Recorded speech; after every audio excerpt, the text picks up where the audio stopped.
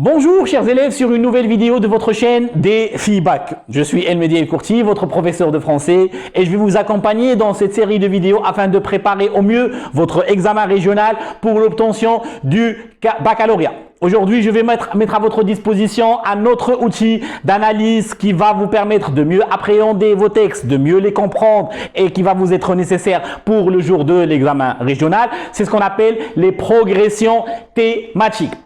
Lorsque vous étiez au primaire, vous étiez en train de faire ce qu'on appelle la grammaire du mot, être en mesure de reconnaître une classe grammaticale d'un mot par exemple. Et puis vous avez commencé à faire la grammaire de la phrase. Vous étiez en mesure de reconnaître la fonction d'un mot dans une phrase. Au lycée, on fait ce qu'on appelle de la grammaire textuelle. Et dans le cadre de la grammaire textuelle, une phrase devient quoi? Une phrase est constituée dans ce cas d'un thème et d'un propos. Une phrase dans la grammaire textuelle que vous êtes dans l'obligation de voir au lycée, est constituée de quoi? D'un thème et d'un propos. Le thème, c'est quoi? Le thème, c'est de quoi ou bien de qui je parle dans une phrase. Quel est l'élément qui est mis en avant?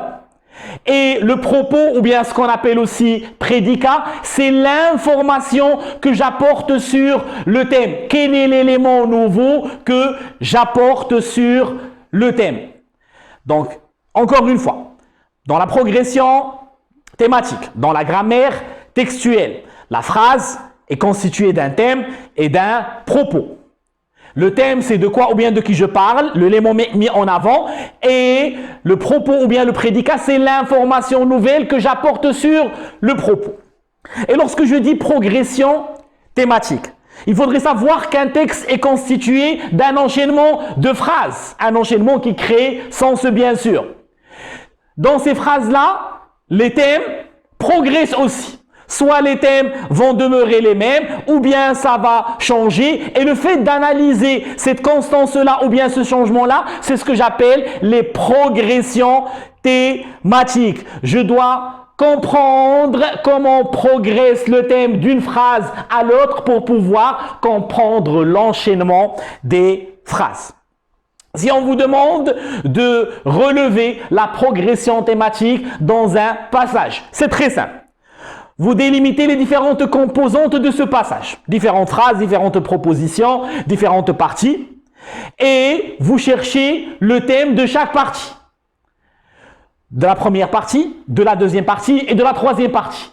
Et vous voyez comment ça change. Est-ce que ça demeure constant ou bien si ça change? Et si ça change, comment cela change-t-il?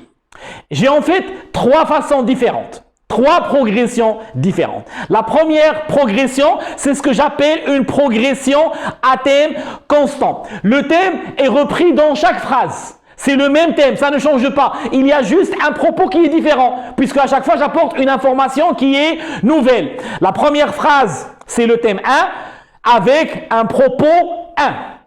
La deuxième phrase, c'est toujours le thème 1, c'est toujours le même thème, mais c'est avec un propos différent, c'est le propos 2. Et la troisième phrase, c'est toujours le thème 1, mais c'est le propos 3. Donc, dans cette progression-là, que j'ai appelée la progression à thème constant, le thème ne change pas. Regardez avec moi l'exemple. Alors, il s'est mis à parler. Là, le dernier jour d'un condamné, le narrateur, le condamné à mort, évoque les propos, évoque sa discussion avec le prêtre. Alors, le prêtre s'est mis à parler. Il s'est mis à parler. Donc, dans cette première phrase, dans cette première composante, dans cette première partie du texte, j'ai un thème qui est il. Dans la deuxième phrase, il a parlé longtemps. Donc, que remarquez-vous? Le deuxième thème, donc je parle de qui ici? Toujours du prêtre. Est-ce qu'il a changé? Non, ça n'a pas changé, donc c'est toujours le même thème. Mais j'ai apporté une information nouvelle, à parler longtemps. Puis, troisième phrase, il a dit beaucoup de paroles. Je parle de phrases, ici ce sont des propositions puisqu'elles sont juxtaposées, séparées par un point, virgule. Il a dit beaucoup de paroles. Encore une fois, c'est le même thème. Et quand il a cru avoir fini, il s'est levé. C'est toujours le même thème au niveau de toutes les phrases, ou bien au niveau de toutes les propositions, ou bien au niveau de toutes les composantes de cette phrase. Dans ce cas de figure, je peux parler d'une progression à thème constant. Deuxième type de progression, c'est ce que j'appelle la progression linéaire. Alors, c'est quoi une progression linéaire? Dans la progression linéaire, j'ai une phrase avec un thème et un propos. Et dans la deuxième phrase, j'ai un nouveau thème. Mais ce thème-là, c'est quoi? C'est le propos de la phrase précédente. C'est le propos ou bien une partie du propos qui est devenu thème. Et ainsi de suite. Regardez avec moi, j'ai le thème 1 avec le propos 1. Ce propos devient le thème avec un nouveau propos. Le propos du thème 2 devient encore une fois un thème et ainsi de suite. C'est une progression linéaire. Regardez par exemple les deux premières phrases de cet extrait pour vous simplifier la chose. La fenêtre donnée sur la grande cour de Bicêtre. Donc ici, j'évoque quoi? J'évoque la fenêtre. L'information que j'apporte sur la fenêtre, c'est qu'elle donnait sur la grande cour de Bicêtre. Et regardez ce qui se passe dans la phrase suivante. Le thème, cette cour était pleine de monde. Cette cour était pleine de monde. Qu'est-ce qui se passe ici? Cette cour, c'est un nouveau thème. Ce n'est pas le premier thème, ce n'est pas la fenêtre. Mais est-ce que je le retrouve dans la première phrase? Mais bien sûr, je le retrouve au niveau de quoi? Je le retrouve au niveau du propos. Donc, c'est le propos ou bien une partie du propos qui est devenue par la suite thème. C'est ce que j'appelle la progression linéaire. Donc jusqu'à maintenant, progression constante, à thème constant, le thème ne change pas. Si le thème change avec cette particularité-là que le propos devient thème de la phrase suivante, c'est une progression linéaire. Et puis j'ai une troisième progression, c'est ce que j'appelle la progression à thème éclaté ou bien par thème dérivé. J'ai un thème central qui est énoncé au début et ce thème-là, je l'éclate. Dans les phrases suivantes, ce sont des parties. Regardez avec moi, ça va être plus clair. J'ai un thème central. Ce thème central, je le décompose. Thème 1. Le thème 1, c'est une partie du thème central. Le thème 2, c'est une partie du thème central. Le thème 3, c'est une partie du thème central. Et pour chaque thème, j'ai un propos. Regardez avec moi un exemple. Alors, ils se dépecèrent le travail. Ici, on parle de la gare Thiourn, au niveau du dernier jour d'un condamné. Lorsqu'ils sont arrivés à Bicêtre pour commencer l'opération du ferrage des forçats, la gare de Thiourn, les personnes qui constituent cette gare de Thiourn vont se dépecer, ils vont se partager le travail. Donc, le premier thème, c'est le il, c'est la gare de Thiourn en entier. Les uns, alors une partie de il, les uns, allèrent étendre dans un coin de la cour les longues chaînes qu'ils nommaient dans leur argot les ficelles. Ça, c'est ce qu'ont fait les uns, qui font partie du il global. Les autres, regardez le deuxième thème.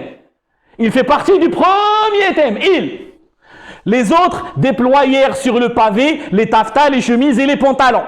Et puis, regardez dans la troisième partie. Tandis que les plus sagaces, donc eux aussi font partie de il, mais ce sont ni les uns ni les autres. Les plus sagaces examinaient un à un sous l'œil de leur capitaine, petit vieillard trapu, les carcans de fer. Donc c'est comme si j'ai pris un thème, un premier thème, et que je l'ai éclaté. Par exemple, regardez, Marie est belle, ça c'est le premier thème. Sa bouche est pulpeuse. Son nez est magnifique, ses yeux sont extraordinaires. Regardez, le nez, la bouche et les yeux font partie de Marie. Tout simplement. Donc, les thèmes qui suivent appartiennent au premier thème. Ça s'appelle une progression éclatée ou bien par thème dérivé. Prenons quelques exemples pour voir. Regardez avec moi le premier exemple. Cette chambre, 2 fois plus longue que large, était d'une propreté méticuleuse. Donc, le premier thème, c'est cette chambre. Des cretonnes à grand ramage couvraient les matelas. Donc, vous voyez, ce sont des parties qui appartiennent à la chambre. D'énormes coussins brodés aux petits points enveloppés dans une légère soierie transparente s'amoncelait ça et là.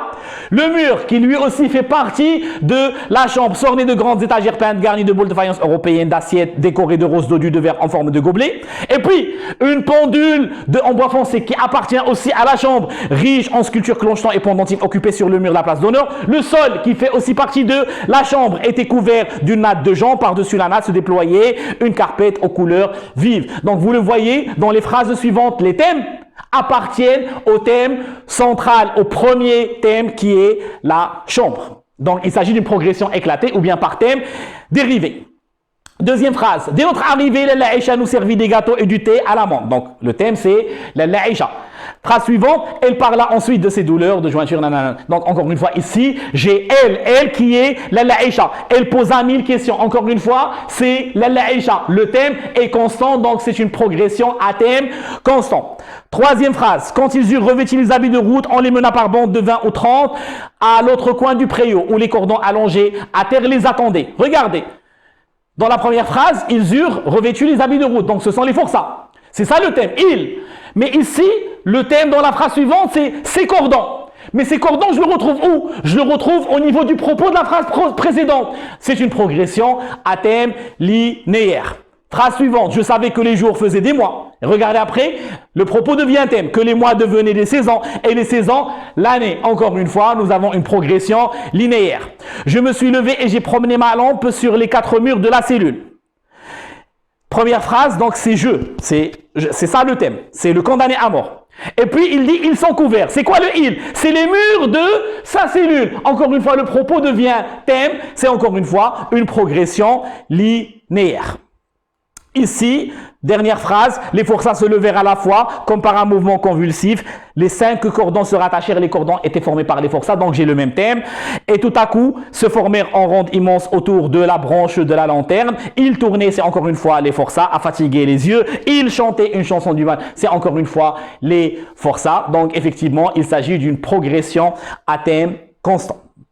Voilà, c'était la leçon des progressions thématiques. Il faut retenir que nous avons 3 types de progression. Progression à thème constant, lorsque le thème ne change pas au niveau de toutes les parties, au niveau de toutes les phrases, au niveau de toutes les propositions.